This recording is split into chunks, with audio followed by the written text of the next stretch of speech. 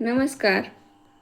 जुनी गाणी आणि आठवणी यावर आधारित असलेल्या बाबांच्या गीतमुद्रा या पुस्तकाची नवीन आवृत्ती आली, जी पुन्हा वाचली. गाण्याच्या वातावरणापासून दूर आले तेव्हापासून ही गाणी जास्त जवळची वाटतात. रोज जशी मनस्थिती होत जाते तशी गाणी आठवत असतात, दिवसभर सोबत करीत असतात. पण ह्या गाण्यांकडे नेमकं विश्लेषण करणं कठीण जातं. गीतमुद्रा वाचत असताना बाबांनी लिहिलेल्या प्रत्येक लेखातून हेच विश्लेषण किती सहज आणि ओघवते झाले आहे हे प्रकर्षाने जाणवले. त्यांच्या लहानपणापासूनची प्रत्येक आठवण ही गाण्यांमध्येच गुंफलेली आहे. या पुस्तकात ज्या कोणत्या गाण्यांवर लिहिले आहे ती सगळी गाणी मला माहीत आहेत. ती साहजिकच बाबांमुळे. हे पुस्तक वाचताना गाणी माहिती असणं आणि त्या गाण्यांसोबत जगणं यातला फरक लक्षात आला. बाबांचं गाणी ऐकणं म्हणजे एखाद्या विषयाचा सखोल अभ्यास करून त्या विषयाच्या नोट्स तयार करून तो विषय स्वतःहून आत्मसात करून घेणे होय. आणि माझं गाणी ऐकणं, त्यात रमणं म्हणजे धडा न वाचता गाईड घेऊन प्रश्नोत्तरे पाठ करावी तसे. या पुस्तकातले बरेच लेख बाबांच्या आठवणी आणि त्यानुसार त्यांना जवळ वाटणारी गाणी असे जरी असले तरी गाण्यांची संगत या लेखात त्यांनी काही गाण्यांवरचे विश्लेषण केले आहे. यात प्रत्येक गाण्यावरच्या या टिपणातून व्यक्त होणाऱ्या भावना आणि आपली होणारी मनस्थिती याचे छान साम्य दाखवलेले आहे. अशी गाण्यांवरची काही टिपणे आणि ती गाणी आम्ही तुमच्यासमोर अभिवाचन आणि गाणी या स्वरूपात घेऊन येत आहोत.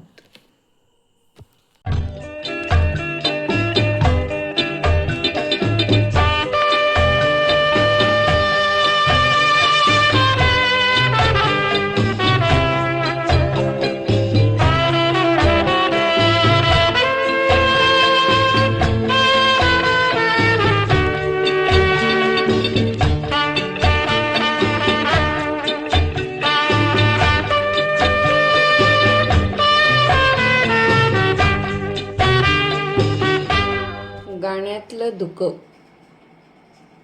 खय्याम यांची गाणी ऐकणं म्हणजे धुक्यातली एक सफर असते. उबदार वाटत असतं, हरवल्यासारखं सापडल्यासारखं वाटत राहतं. मध्येच सोनेरी किरणांमुळे झळाळून जाणारा परिसर समोरच दिसत असतो. खय्यामच्या गाण्यांची तुलना धुक्याशी का करावी वाटते? त्यांच्या गाण्याच्या चाली मधुर असतात, गुणगुणाव्या वाटतात. एखाद्या गाण्यात मध्येच सतारीचे लाडीक चमकदार स्वर झळकून जातात तर सारंगी व्हायोलिनच्या स्वरांनी आपण गूढ अशा अनुभूतीकडे निसटत जातो. तलत महमूदच्या आवाजाची साथ असेल तर अनुभूतीचं हे धुकं अधिक धूसर होऊन जातं. असं वाटतं की त्या वातावरणानं आपल्याला साद घातली आहे, फिरायला बोलवलं आहे. हम है राही प्यार के हा खय्याम यांचा असाच एक धुक्यात हरवलेला चित्रपट. 1965-66च्या दरम्यानचा असावा, अप्रकाशित असा.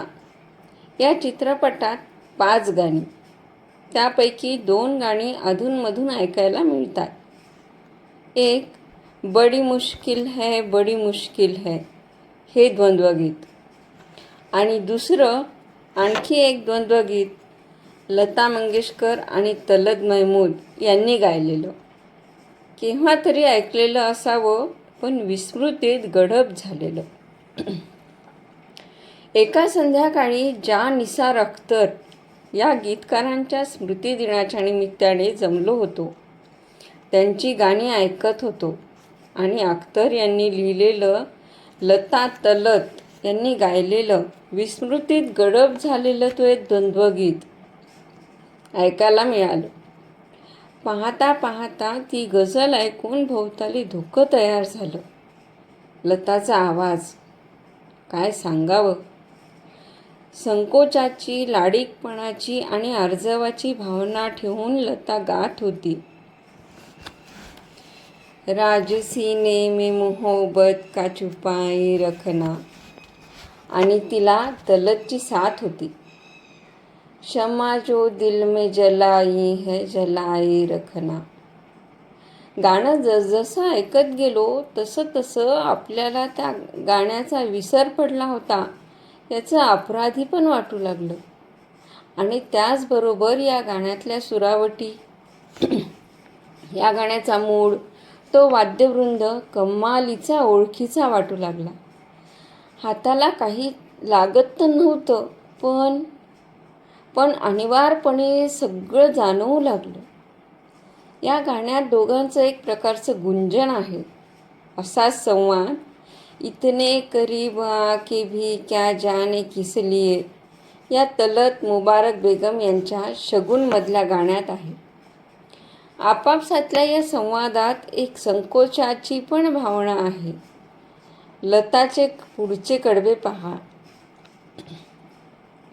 दिल के जज्बात निगाहों में खिंचे आते हैं, कितना दुश्वार है नजरों को झुकाए रखना. लतानं या गाण्यात जी भावना व्यक्त केली आहे ती भावना खरं म्हणजे खय्याम यांनी फार पूर्वीच 1958 लाला रुख मध्ये सतारीकडून म्हणून घेतली आहे. आशा आणि तलतचं हे सुरेख द्वंद्वगीत सुरू होतं ते सतारीच्या सुरावटीतूनच. लाडीक स्वर, मग त्याला लय, मग त्याला ठेका आणि मग प्यास कुछ और भी भड़का दी झलक दिखला के अशी सुरुवात. तुझको पर्दा रुखे रोशन से हटाना होगा असं तलत म्हणतो तर त्याला उत्तर असतं हुस्न का पास निगाहों को सिखाना होगा. पास म्हणजे संकोच, मर्यादा. आणि हेच तर सांगितलं आहे या द्वंद्वगीतात लतानं.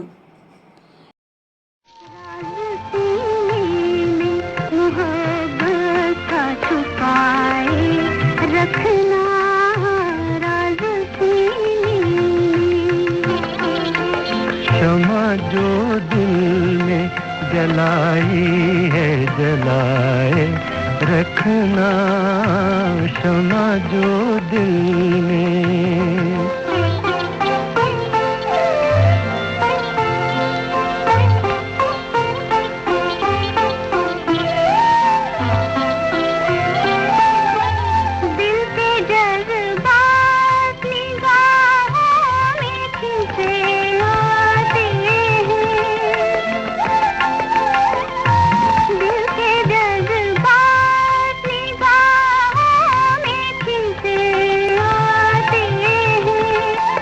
कितना दुश्वार है नजरों को झुकाए रखना.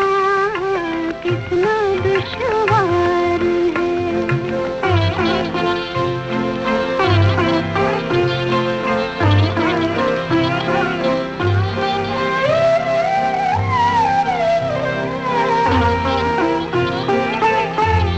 आज तो हुस्न का जी भर के नजारा कर ले. आज तो हुस्न का जी भर के नजारा कर ले. जुल्फ अपनी जरा चेहरे से हटाए रखना. जुल्फ अपनी जरा.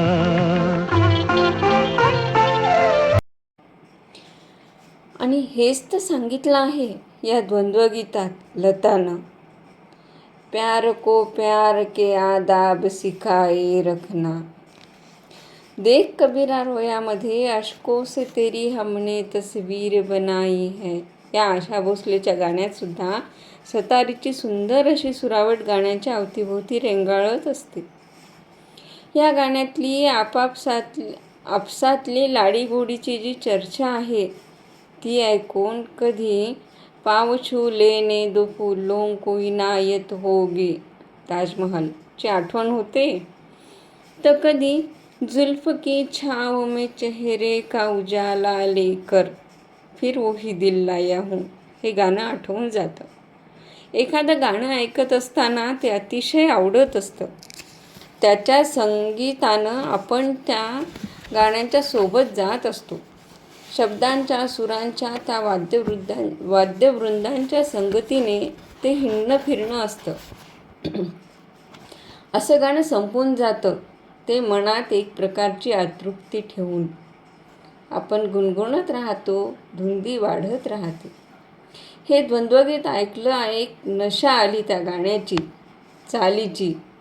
मग त्या नशेत गाफील झालो.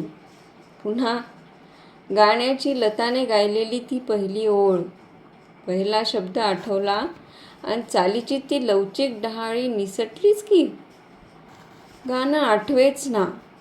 आणि अचानक हाथ सीने पे जो रख दो तो करार आ जाए, ही मिर्झा साहेबामधली GM दुरानी नूरजहांचं द्वंद्वगीत असलेली पहिली ओळ मनात फिरू लागली. छे, ती बाजूला सारून पुन्हा राज सीने में ची चाल शोधू लागलो. जवळच आसपास ती रेंगाळते आहे हे जाणवू लागलं आणि छान गडबड उडू लागली.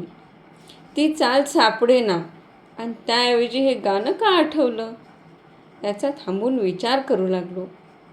सीने में अशा शब्दाचं साधर्म्य होतं. ते लाडीक आणि जवळीकीचं अर्थवाही वातावरण इथेही असंच होतं. आणि गंमत म्हणजे दोनही गाण्यांच्या ह्या पहिल्या ओळीत 16च अक्षरं होती की. या गाण्यात लताचा तो आवाज, तिचं सांगणं एवढं परिणामकारक झालं आहे की तलत महमूदचं अस्तित्वच जाणवत नाही. चांदी की दीवार मध्येही असंच झालं आहे. आशा भोसले तलत महमूदच्या लागे तो से नैन दरस बिना पाऊ ना चैन या गाण्यात आशा भोसलेच्या आवाजाला जी बहार आलेली आहे, तिच्या शिकण्यात जो आत्मविश्वास जाणवतो, त्यापुढे आपल्याला क्षणभर तलतचा विसरच पडतो. गाण्यावरून असं वाटतं की गुरु हा आपल्या शिष्येला गाणं शिकवित आहे. त्याने म्हटलेली ओळ ती शिष्या म्हणते आहे पुन्हा. पण असंही वाटून जातं की सूर लागलेल्या एखाद्या फलंदाजाची दमदार शतकाकडे वाटचाल होताना त्याच्या तेवढ्याच ताकदीच्या फलंदाजाने सिंगल्स काढून स्वतः दुसरी बाजू केवळ सांभाळून धरावी, असं ह्या दोनही गाण्यात झालं आहे. तलत सफाईने बाजूला थांबला आहे आणि पुन्हा अचानक राज सीने में मोहब्बत का छुपाए रखनाची लताची ती ओळ सापडली. आता मी ती निसटू देणार नव्हतो. मनातल्या मनात त्या गाण्याच्या मागे मागे मी रेंगाळू लागलो. जुल्फ अपनी जरा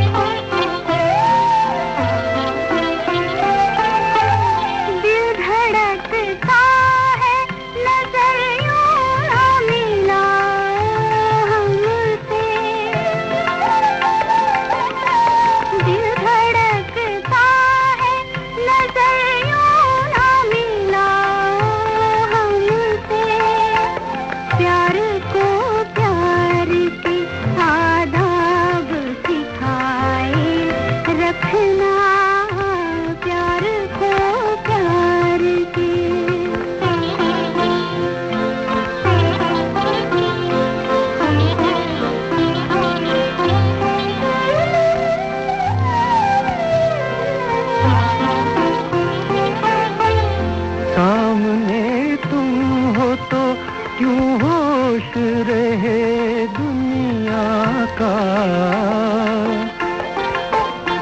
क्या कयामत है ये दामन को बचाए रखना क्या कयामत है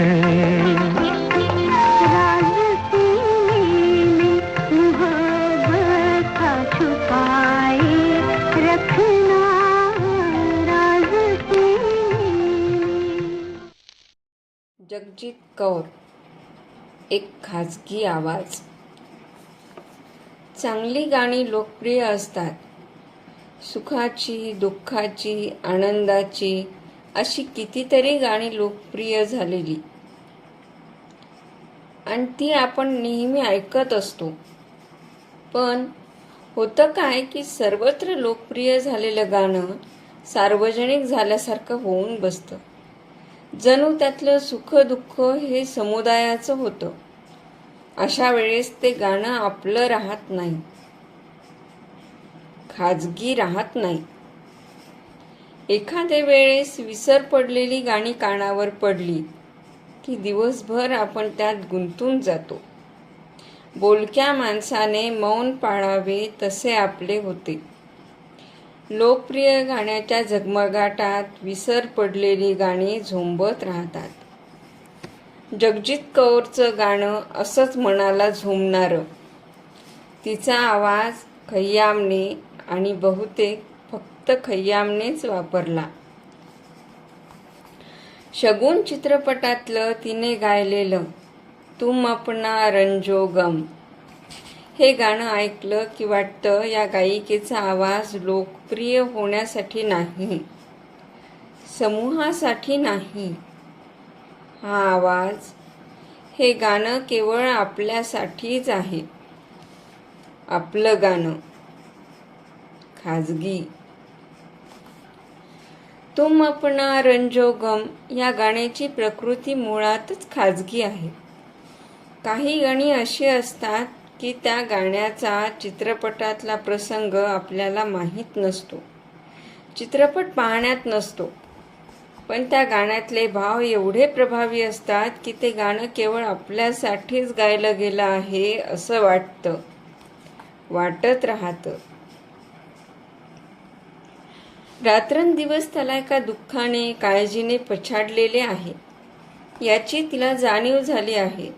स्वत्व विसरून त्याचे दुःख आपण हलके करावे असे तिला वाटते आणि ती म्हणते, तुम अपना रंजो गम अपनी परेशानी मुझे दे दो, तुम्हें गम की कसम इस दिल की वीरानी मुझे दे दो. मुळात तिची स्वतःची अवस्था कशी आहे? नाकारलेली.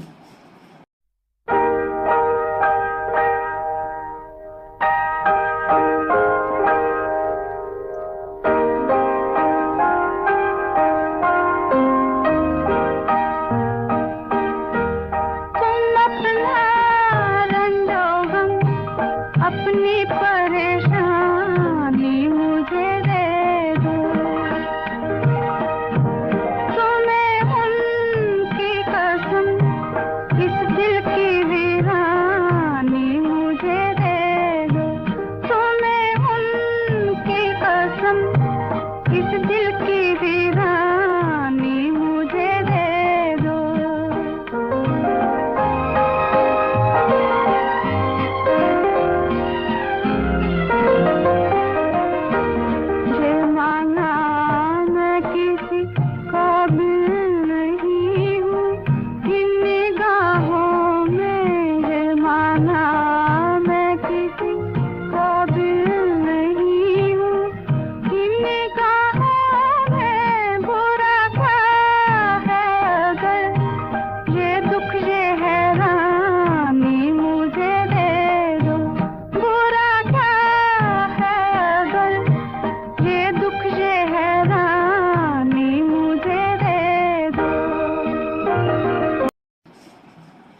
असे असूनही अपमान विसरून त्याचं दुःख कमी करायला ती तयार आहे.